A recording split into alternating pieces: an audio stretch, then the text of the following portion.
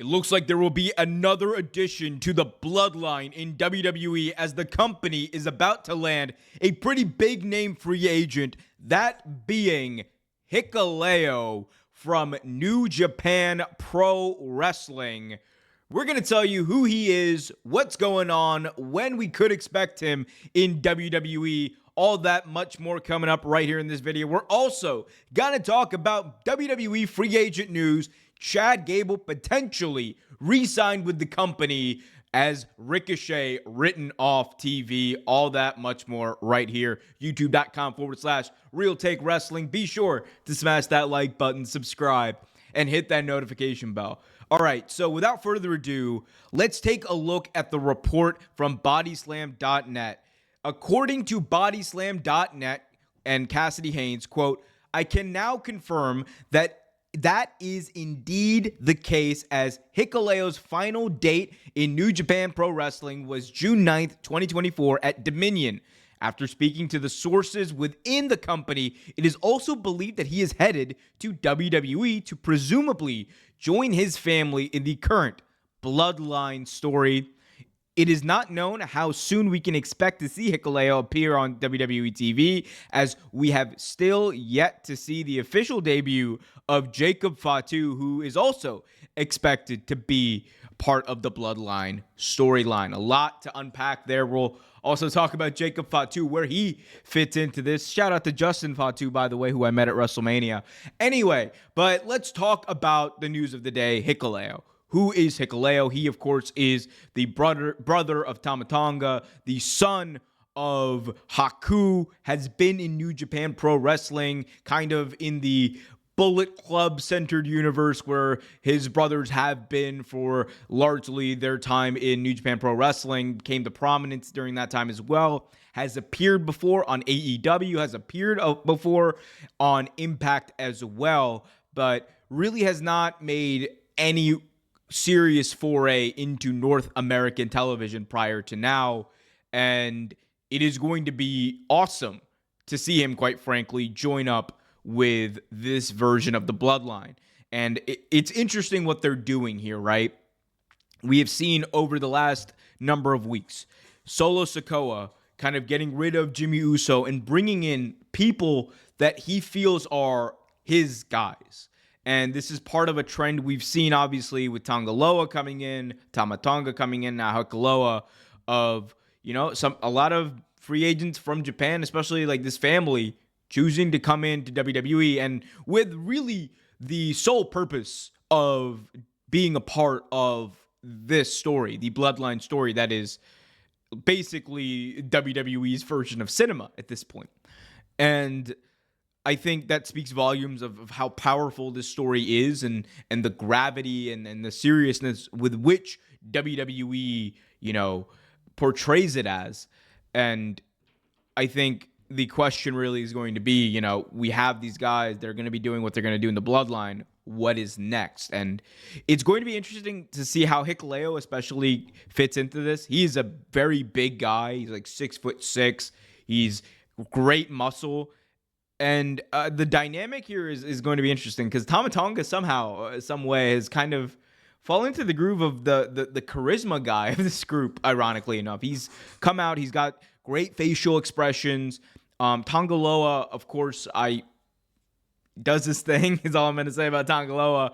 But Hikuleo is a guy who, very young, he's about 29 years old, has a lot of potential in him, I think, as a singles act in WWE as well. It's just up to them using him as well as they need to. Other interesting note from that Body Slam report was Jacob Fatu. Jacob Fatu, for those of you who are not familiar with him, former MLW champion, big star on the indies, and an absolute legend on the mic. And I think that once you bring Hikuleo in, once you bring Jacob Fatu in, at that point, this new Bloodline has, 6 members, not including Paul Heyman? You have Solo Sikoa, Hikuleo, Tanga Loa, Tama Tonga, Jacob Fatu. That is a crowd. That is a bit of a crowd. And I think especially one of the issues with bringing in Jacob Fatu, if we're being honest, is if you bring him in right, and you have him be on the mic, it is going to outclass and outshine Solo Sikoa on the mic. That is point blank, period. Solo is a great talent, has a lot of potential in his business, but he is young. He has not had the ability to or the experience on the mic to develop into, a great promo. It just has not happened yet. It needs to happen over time, and I love the fact that he's in the spot as kind of like the delusional leader of the bloodline. But once Jacob Fatu comes in, things are gonna change, I think, dramatically. Like, I'll talk about in a second what I would do, but you do have the potential for Jacob Fatu to come in, who's already like noted as a really good promo, noted as a really good wrestler. If it wasn't for, potentially for the history that he has with being arrested in the past, which he's owned up to and served his time and all that, if it wasn't for that, he probably would have been signed well before this. So it's going to be interesting to see what he does when they come in. What I would do, and one thing I would love to see, is have Jacob Fatu come in and over time have him become the mouthpiece of the bloodline, and then lead up to Solo Sikoa actually getting kicked out of the bloodline.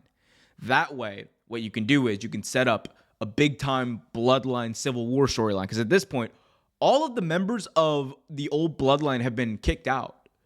And then you could tell a story where The Rock comes back and he sides with the new bloodline, because he was already with, the old bloodline. They were weak. They all lost when The Rock came through, right?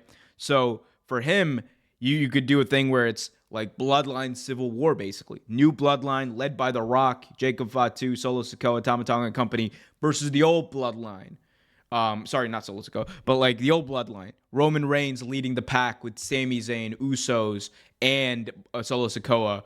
And you could tell a really good story. You could do that in a War Games match, a Survivor Series. You could build up to the WrestleMania matches that are definitely going to happen after that. But there's a lot of potential here for great storytelling, and I, for one, cannot wait to see what WWE do next. I will be cautious, though, about how they, or I would be, I should say, cautious, though, about how they use Jacob Fatu when he comes in, just because if your plan really is for Solo Sikoa to be the guy, then you're going to have to make some adjustments here, because it's a whole different ballgame when Jacob Fatu comes in. Anyway, let me know what you guys think about that in the comments as we move on to our next topic. Let's talk about Chad Gable. So a lot of stuff going on with Chad Gable. Many believe that he was basically out of the company. His contract was to expire last Friday. We know that some talents have signed short-term extensions or been working on per-appearance deals. We don't know if that's necessarily the case with Chad Gable, but he's got a match coming up this weekend at Clash at the Castle for the Intercontinental Championship. And I think a lot of things are going to be made clear once that happens as far as what his future is. But for those of you who are wondering, FightfulSelect.com, best $5 in the business, have reported, and here is an excerpt from that Fightful Select report, quote, "There have been other performers who saw their deals come up recently and have claimed to other companies that they have been on a per appearance basis, but we've heard nothing of Gable being that person. However, sources within WWE and AEW assume he's re-signed, or at the very least, remaining with the company." This follows up reporting, I believe, from PW Insider that Gable had basically agreed to, or in theory had kind of agreed to terms on a deal. Go check out both of those stories for the full picture of this. But Gable staying with WWE looks to be the trend. That looks to be where the winds are headed. We don't know for sure yet, but they are deep in the middle of this storyline with Chad Gable and Otis. It does not look like they are stopping. The build-up, it's happening over time, and it looks to me they are building up to Otis finally turning on Chad Gable and, a massive moment that could lead to a big-time pay-per-view match between the two. And if that is the plan, and that is the goal here, a way of doing that could be to have Chad Gable win the Intercontinental Championship, and then move on, and over the next few weeks and months be a cocky champion, kind of play up this persona that he already has been. But in the end, Otis does the turn, and we get Otis versus Gable maybe at SummerSlam for the Intercontinental Championship, and that could be a way to get Otis over as well.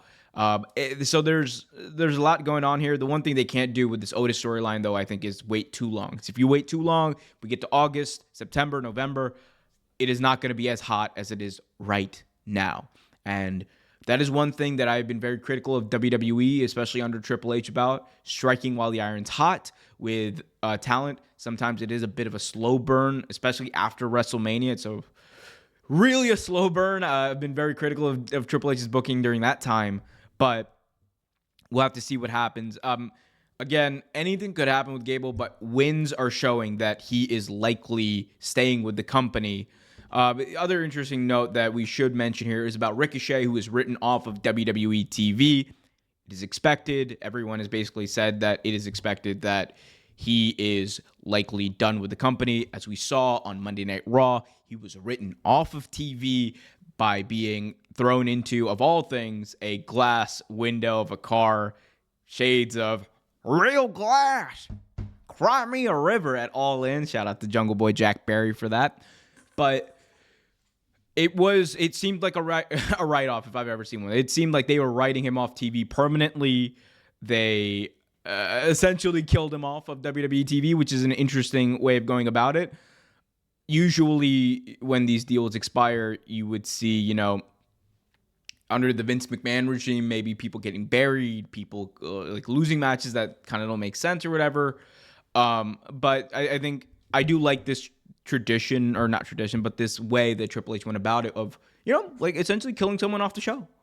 And if Ricochet returns in a few years or, a few months even, you never know, maybe he will come back and they could do a storyline between him and Braun Breaker. It leaves the door open for that. We know they have huge plans for Braun Breaker down the line in 2025 when Raw goes to Netflix. So he's going to be a big star by the time Ricochet and his next deal is up. As far as what's next for Ricochet, I believe there was a FightfulSelect.com report that stated that there was interest in AEW. There definitely was interest in New Japan Pro Wrestling. Personally, I would love to see Ricochet in New Japan Pro Wrestling. I think they need him more, to be honest with you. They have really needed a North American star, like a big North American star in New Japan for a while, and a big name. Ricochet fits that and more.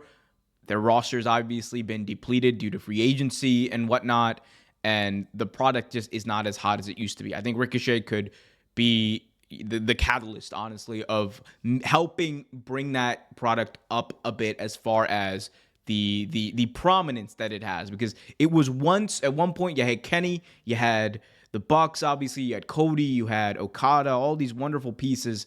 But, ever since then, we just have not had that. So Ricochet could go a long way to doing that. We'll see what ends up happening. We'll see where he ends up signing. I know a lot of people want to see him at Forbidden Door. I think that's more than possible, depending on the timing of his contract. But I want to hear from you guys. What do you guys think about all of this? Chad Gable potentially staying in WWE, as Hikuleo likely coming over, with Ricochet leaving. A lot of trades, a lot of moving pieces, a lot of interesting free agent news in the world of professional wrestling. And we got it covered for you every single day right here, youtube.com/Real Take Wrestling. Be sure to smash that like button if you haven't already done so. Subscribe and hit that notification bell to stay updated. Until next time, be happy, be healthy, and as always, keep it real.